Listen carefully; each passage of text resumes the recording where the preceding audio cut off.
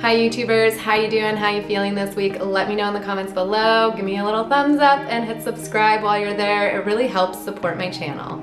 This week I'm exploring a very common question in the Lyme community and chronic illness community: why so many seemingly solid relationships and friendships seem to crumble at the weight of a Lyme disease diagnosis or other chronic illness.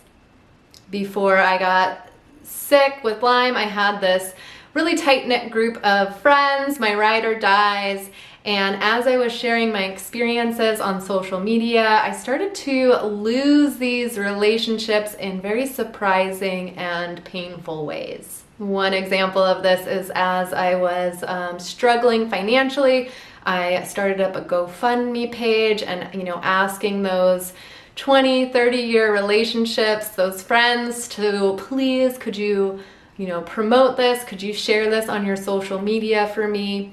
And I got responses like, well, maybe you could just get a job now.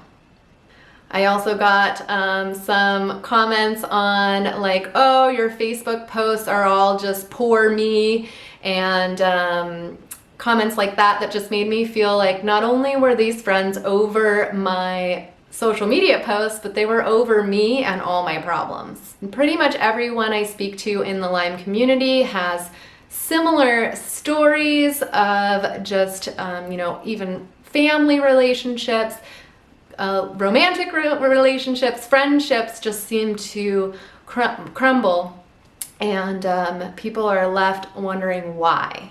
I have a few of my own theories around this. Just that with chronic illness, our needs and our boundaries drastically change, and our relationships may struggle to change with them. I seemed to expect my friends to just kind of know how to show up for me without having those conversations, and vice versa. They were not aware of what I was going through, and they were expecting me to show up in their lives the way I always had, where now I was completely unable to do that. So when they weren't showing up for me, I became resentful, and when I wasn't showing up for them, they also became resentful. Another reason around this is that people can be extremely uncomfortable with vulnerability.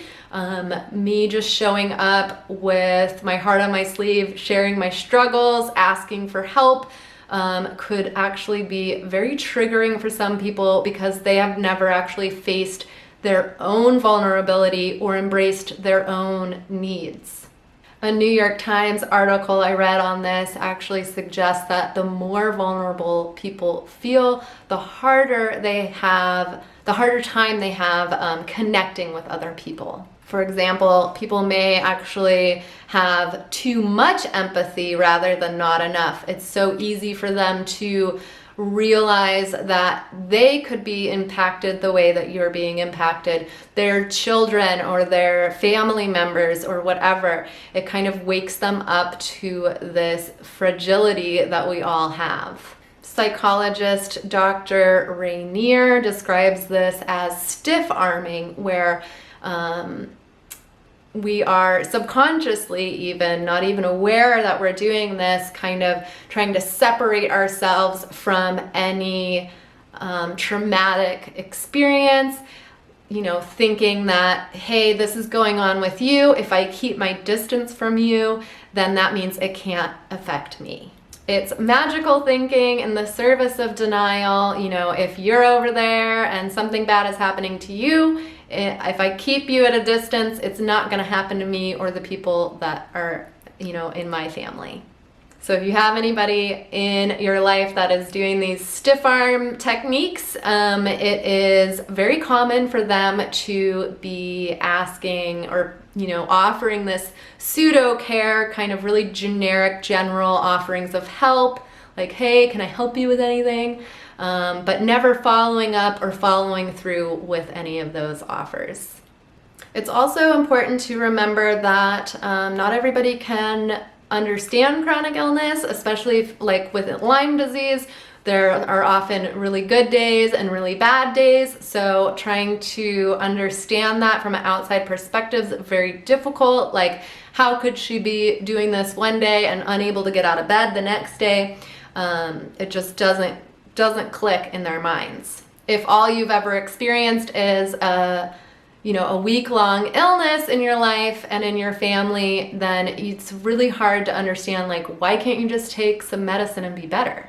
That this illness may become your new normal, and a lot of times people just don't have the skill set to support you in that.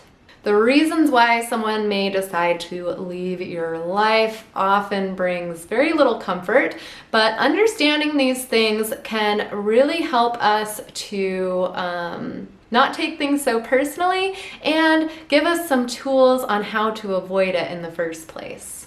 Giving your friends and relationships some time to adjust to your new life, your new normal, is very important, and it's very helpful to have just a sit down heart to heart with your loved one and explain what's going on with you and how they can support you in very specific ways. Invite them to ask questions about your illness. So often people just will remain quiet and confused because they're afraid to ask what's going on.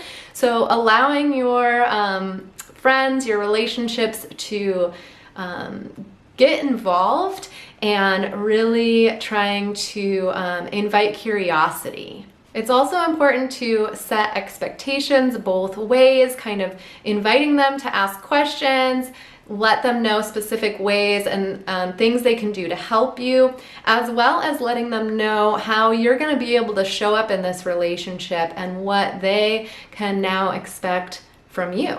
So maybe you're not able to go meet at the bar anymore, but you can have little potluck get together at your house, or a movie night, or online Zoom chats, or whatever you're able to do. Let them know and give them that expectation that, hey, I need you to show up for this. Asking my friend to help me raise money for my medical expenses wasn't clearly understood because I didn't have that hard conversation with her about my reality.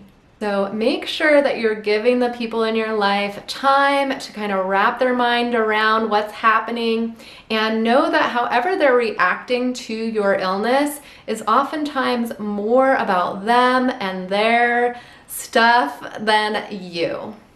No matter how you decide to deal with these changes in your relationship amongst a chronic illness, it's important to not take anything personally. I know that is seemingly impossible in the midst of rejection, but over time, this is going to help you a great deal to know that however they are reacting to your illness is a lot more about them and their unprocessed fear, which can breed all kinds of ugly outcomes, than it is about you and your illness.